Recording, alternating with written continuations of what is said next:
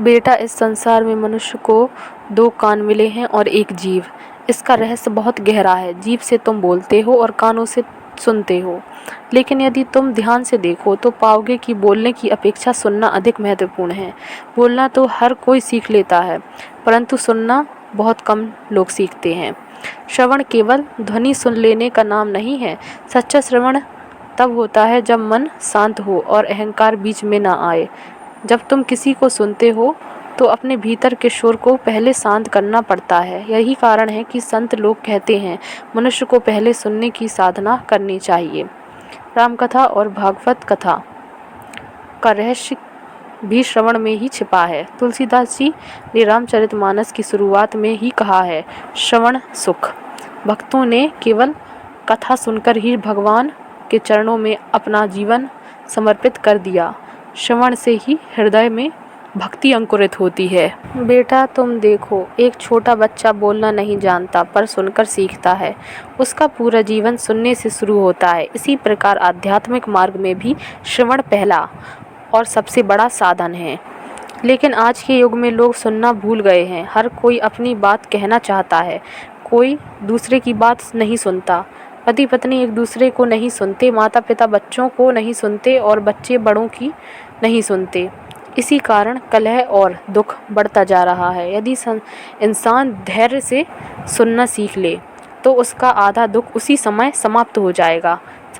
सच्चे श्रवण का अर्थ है केवल शब्द नहीं, भाव सुनना। जब कोई व्यक्ति तुम्हें कुछ कहता है तो उसके भीतर की पीड़ा, उसकी व्यथा या उसकी खुशी को भी सुनो। यही करुणा का मार्ग है। जब तुम करुणा से सुनते हो तो सामने वाला भी हल्का हो जाता है। यह भी सेवा है और यह भी भक्ति है। भगवान को भी सच्चा श्रवण बहुत प्रिय है। जब भक्त प्रेम से भजन गाते हैं तो भगवान स्वयं उसे सुनने आते हैं।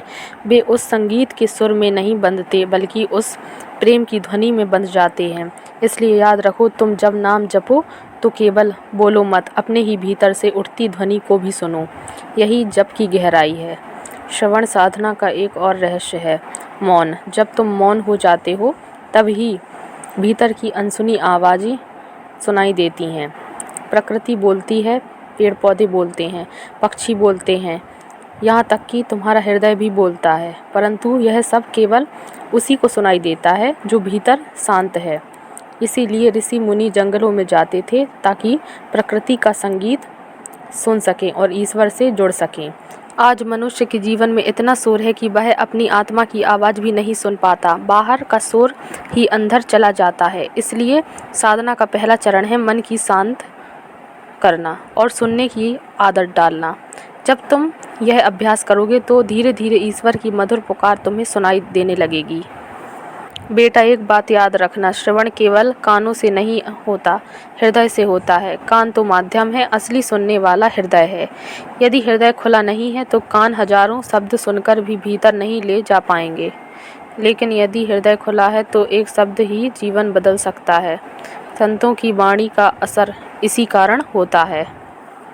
रामायण में सबरी का प्रसंग देखो। उसने राम के आने की भविष्यवाणी को बरसों पहले सुना और उसी श्रवण के आधार पर जीवन भर प्रतीक्षा करती रही। अंततः भगवान श्री राम उसके झोपड़े में आए और बेर खाए। यह श्रवण की ही शक्ति थी। श्रवण से विश्वास जन्म लेता है, विश्वास से भक्ति और भक्ति से मुक्ति। यही आध्यात्मिक यात्रा है।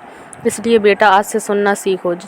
जब कोई बोले तो बीच में मत काटो, धैर्य रखो, उसकी पूरी बात सुनो, फिर उत्तर दो। यही शांति का मार्ग है। जब तुम यह करोगे तो देखोगी कि झगड़े धीरे धीरे समाप्त हो जाएंगे।